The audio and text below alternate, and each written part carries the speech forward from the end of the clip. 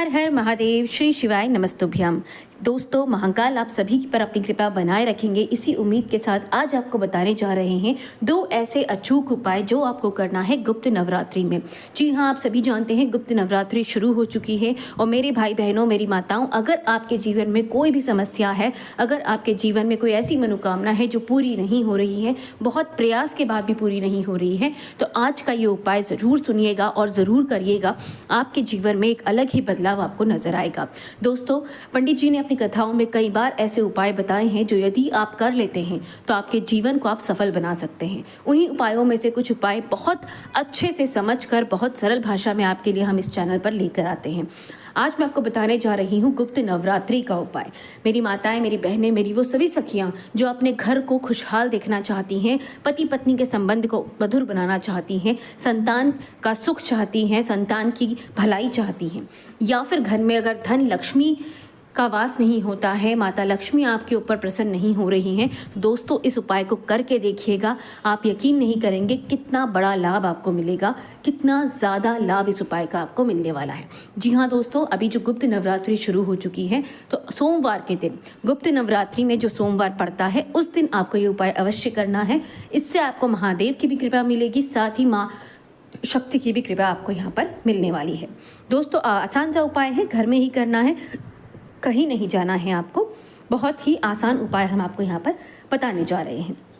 जो पहला उपाय है दोस्तों, उसमें आपको करना ये है, आपको शिव पार्वती दीपक जलाना है अपने घर में। अब शिव पार्वती दीपक क्या होता है वो मैं आपको यहाँ पर विस्तार से बताऊंगी, ध्यान से सुनिएगा और इस उपाय को अपने घर में आप कर लीजिएगा। दोस्तों, आपको इसके लिए चाहिए 2 दीपक। चाहें तो आप आटे का, शुद्ध आटे का दीपक बना सकते हैं, बहुत अच्छा होगा। यदि आप नहीं बना पा रहे हैं या आपको नहीं आता है तो आप मिट्टी के दीपक भी यहाँ पर ले सकते हैं। आपको 2 दीपक की आवश्यकता होगी, 2 दीपक आपको लेने हैं।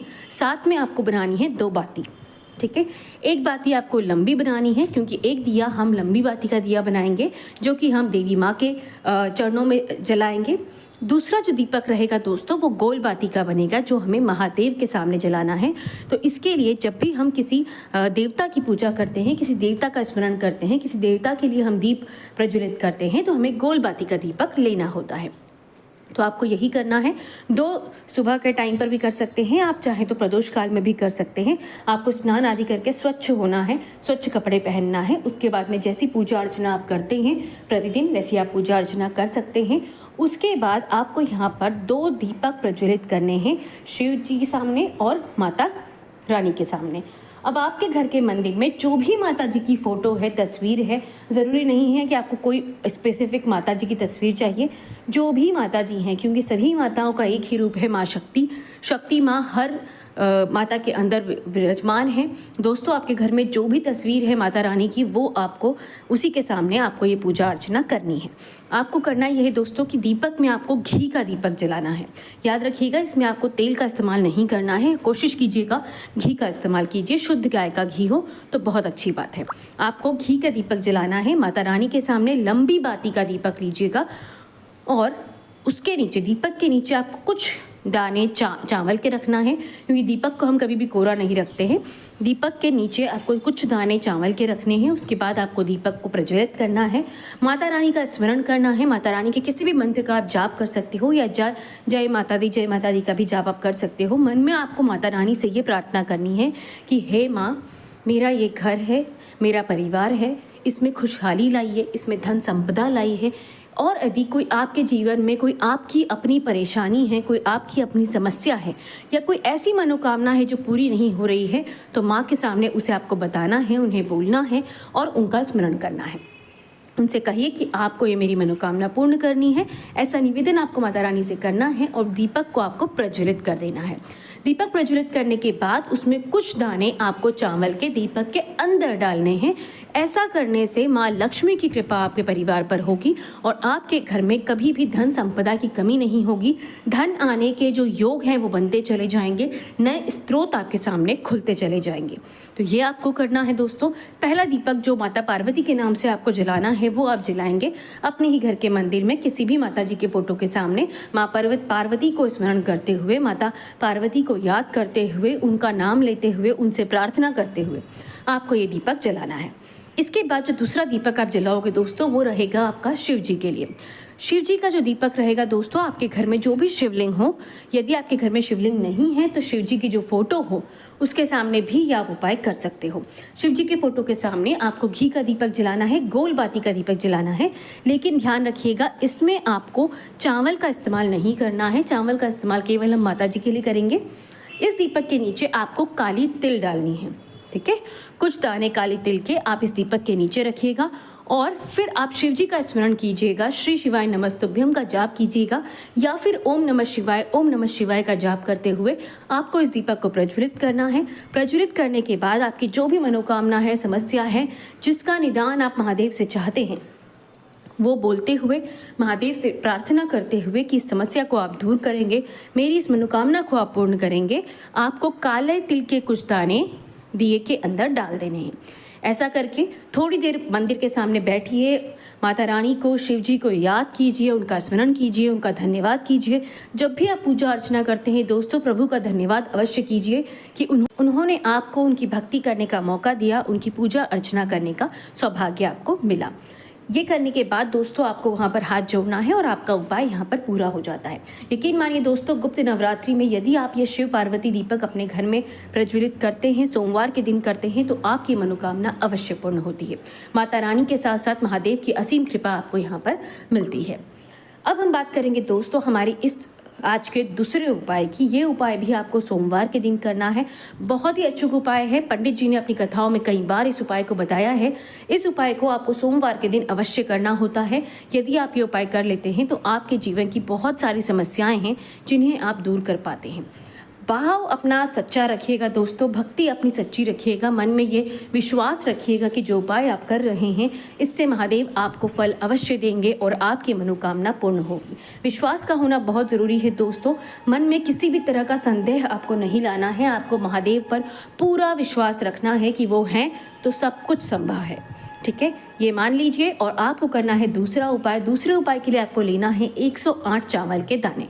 जी हाँ, अपने ही घर से आपको 108 चावल के दाने लेने हैं। चावल अक्षत होना चाहिए, यानी टूटा हुआ नहीं होना चाहिए कहीं से भी।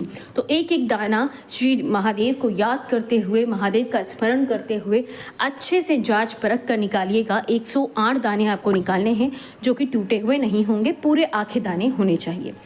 108 चावल के दाने लेने के बाद उसे आप साफ कटोरी में रख लीजिए।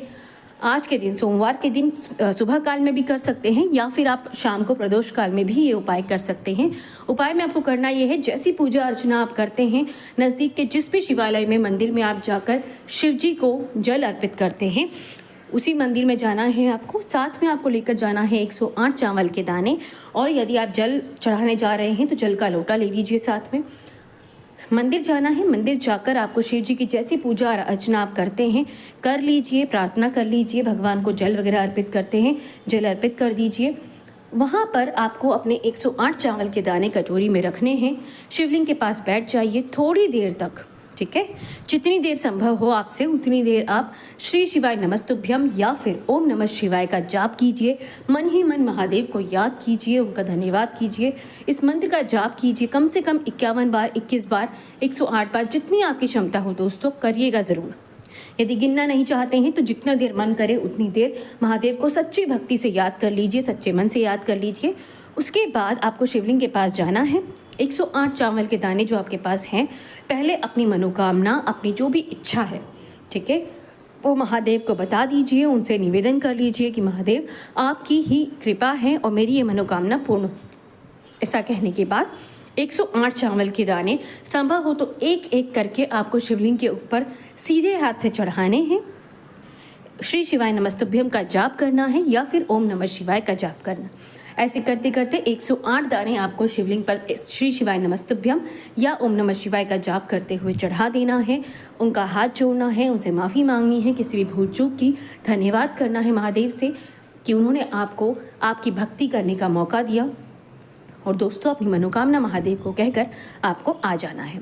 ये बहुत ही अचूक उपाय है दोस्तों। करके देखिएगा, आपको इसका फल अवश्य मिलेगा। कोई भी माताएं बहनें मेरी सखी इस उपाय को कर सकती हैं, या फिर घर के पुरुष भी चाहें तो इस उपाय को कर सकते हैं। कोई भी ऐसा व्यक्ति जिसके मन में मनोकामना है, शिव जी को लेकर भक्ति है, पूरा विश्वास है, इस उपाय को करके देखिएगा। आपके जीवन में आपको इतनी खुशियाँ मिलेंगी, आपकी समस्याएं दूर होती चली जाएंगी, आपके रास्ते खुलते चले जाएंगे और आप अपने जीवन में बहुत सुखमय जीवन व्यतीत करेंगे।